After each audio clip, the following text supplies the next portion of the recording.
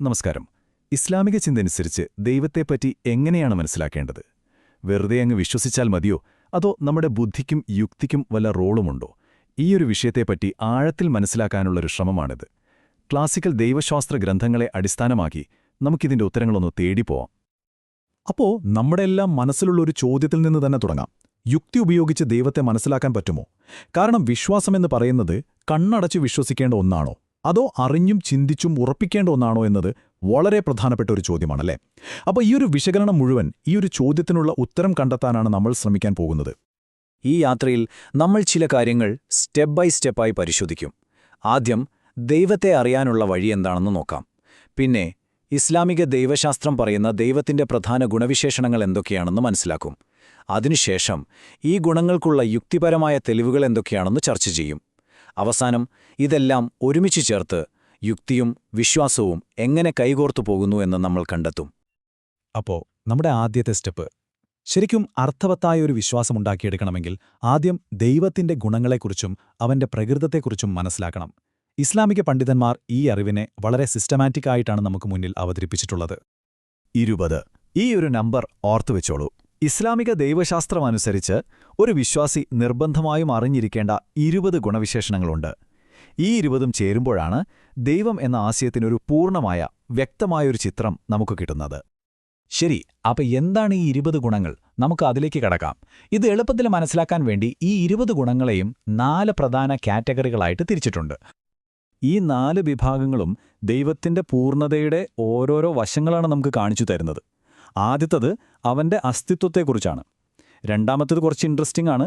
അവനിൽ എന്തെല്ലാം കുറവുകൾ ഉണ്ടാകാൻ പാടില്ല എന്നതിനെക്കുറിച്ചാണ്. പിന്നെ 3ഉം 4ഉം വിഭാഗങ്ങൾ അവന്റെ കഴിവുകളെയും അതിന്റെ ഭാവങ്ങളെയും കുറിച്ചാണ് പറയുന്നത്. നമുക്ക് ഓരോന്നും എന്താണെന്ന് വേഗത്തിലൊന്ന് നോക്കാം.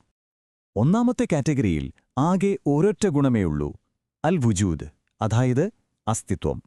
ഇത് പറയുന്ന ആശയം വളരെ അടിസ്ഥാനപരമാണ്. ദൈവത്തിന്റെ നിലനിൽപ്പ് സ്വയംഭൂവാണ്. അതിന് വേറൊരു കാരണത്തിന്റെയോ തുടക്കത്തിന്റെയോ ആവശ്യമില്ല. അവൻ ഉണ്ട്, അത് അനിവാര്യമാണ്. ഇനി രണ്ടാമത്തെ വിഭാഗം, നിഷേധാത്മക ഗുണങ്ങൾ. ഇതൊരു രസകരമായ രീതിയാണ്, അല്ലേ? ദൈവം എന്താണ് എന്ന് പറയുന്നതിനു പകരം അവൻ എന്തല്ല എന്ന് നിർവചിക്കുക. അതായത് ദൈവത്തിന് ചേരാത്ത എല്ലാ കുറവുകളെയും അപൂർണതകളെയും നിരാകരിക്കുന്ന 5 ഗുണങ്ങളാണിത്. അപ്പോൾ അതിൽ ഒന്നാമത്തേത് അൽ ഖിദം, അതായത് തുടക്കമില്ലാത്തവൻ. പ്രപഞ്ചത്തിലെ എല്ലാത്തിനും ഒരു സ്റ്റാർട്ടിംഗ് പോയിന്റുണ്ട്. പക്ഷേ ദൈവം അതിൽ നിന്നെല്ലാം വ്യത്യസ്തനാണ്. അവനൊരു തുടക്കമില്ല. രണ്ടാമത്തത് അൽ ബഖാ, തുടക്കമില്ലെങ്കിൽ പിന്നെ എന്തുണ്ടാവില്ല, അതെ, അവസാനവുമുണ്ടാവില്ല. അവനൊരിക്കലും നശിക്കുകയോ ഇല്ലാതാവുകയോ ചെയ്യില്ല, എന്നും നിലനിൽക്കുന്നവൻ. മൂന്നാമത്തത് കുറച്ച് വലിയ പേരാണ്, അൽ മുഖാലഫത്തുൽ ഹവാദിസ്. സിമ്പിളായി പറഞ്ഞാൽ സൃഷ്ടികളിൽ നിന്ന് തീർത്തും വ്യത്യസ്തൻ. നമ്മുടെ ചിന്തയിലോ ഭാവനയിലോ വരുന്ന ഒന്നിനോടും, അത് മനുഷ്യനാകട്ടെ മറ്റു ജീവികളാകട്ടെ, ഒന്നിനോടും സാമ്യമില്ലാത്തവൻ. നാലാമത്തേത് ഖിയാമുഹു ബിനഫ്സിഹി, സ്വയം നിലനിൽപ്പുള്ളവൻ. അതായത് നിലനിൽക്കാൻ അവന് മറ്റൊന്നിന്റെയും സഹായം ആവശ്യമില്ല. ഈ പ്രപഞ്ചവും അതിലുള്ളതെല്ലാം അവനെ ആശ്രയിക്കുമ്പോൾ അവൻ ഒന്നിനെയും ആശ്രയിക്കുന്നില്ല. അവസാനമായി ഈ കാറ്റഗറിയിലെ 5ാമത്തത് അൽ വഹ്ദാനിയ, ഏകത്വം, ഒരേ ഒരാൾ. സത്തയിലും ഗുണങ്ങളിലും പ്രവൃത്തികളിലുമെല്ലാം അവൻ ഏകനാണ്. അവന് പങ്കുകാരോ തുല്യരോ ഇല്ല. ഇനി 3ഉം 4ഉം കാറ്റഗറികൾ. ഇത് ശരിക്കുമൊരു ജോഡിയാണ്. വളരെ ലളിതമാണിതിലെ ആശയം. ഒരു ഉദാഹരണം പറഞ്ഞാൽ പെട്ടെന്ന് മനസ്സിലാവും. കഴിവ് എന്നൊരു ഗുണമുണ്ടെങ്കിൽ സ്വാഭാവികമായും കഴിവുള്ളവൻ എന്നൊരാളുമുണ്ടാകുമല്ലോ, അല്ലേ? അതുപോലെയാണിതും. ദൈവത്തിന് അൽ ഖുദ്റ, അതായത് കഴിവ് എന്ന ഗുണമുള്ളതുകൊണ്ടാണ് അവൻ ഖാദിർ, അതായത് കഴിവുള്ളവനാകുന്നത്. ഓക്കെ, അപ്പോൾ ദൈവം എന്താണ്, എന്തല്ല എന്നൊക്കെ നമ്മൾ കണ്ടു, ഒരു രൂപരേഖ കിട്ടി. പക്ഷേ ദൈവം ഉണ്ട് എന്ന് ഉറപ്പിക്കാൻ യുക്തിപരമായ എന്തെങ്കിലും തെളിവുകളുണ്ടോ? അതാണ് നമ്മളിനി നോക്കാൻ പോകുന്നത്. ഇസ്ലാമിക ദൈവശാസ്ത്രത്തിൽ ഒരു സ്രഷ്ടാവിന്റെ അസ്തിത്വം തെളിയിക്കാൻ പ്രധാനമായും 4 യുക്തിപരമായ വാദങ്ങളാണ് ഉപയോഗിക്കുന്നത്. നമുക്ക് ഓരോന്നായിട്ട് വളരെ ലളിതമായൊന്ന് പരിശോധിക്കാം. ആദ്യത്തേത് സഹജാവബോധത്തിൽ നിന്നുള്ള വാദമാണ്, ദലീലുൽ ഫിത്ര. ഇത് പറയുന്നതെന്താണെന്ന് വെച്ചാൽ ഒരു ഉന്നത ശക്തിയുണ്ട് എന്നൊരു ബോധം എല്ലാ മനുഷ്യരുടെയും ഉള്ളിൻ്റെ ഉള്ളിലുണ്ട് എന്നാണ്. വലിയൊരു പ്രതിസന്ധി വരുമ്പോൾ നമ്മൾ അറിയാതെ ഒരു ശക്തിയെ വിളിച്ചു പോകാറില്ലേ? അത് പണ്ഡിതനായാലും സാധാരണക്കാരനായാലും അങ്ങനെയാണ്. ആ ഒരു ആന്തരികമായ തിരിച്ചറിവാണ് ഈ വാദത്തിന്റെ അടിസ്ഥാനം.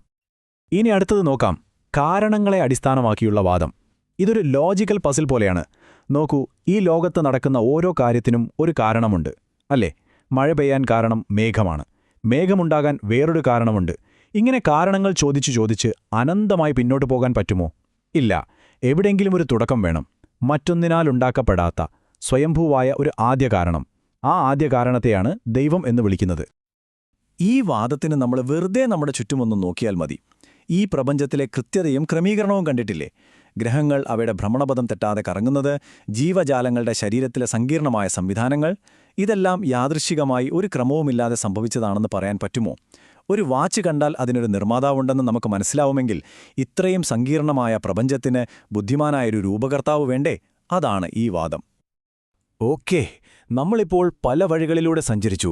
നമ്മുടെ ഉള്ളിലെ തോന്നൽ, നമ്മുടെ യുക്തി, നമ്മുടെ ചുറ്റുമുള്ള നിരീക്ഷണം.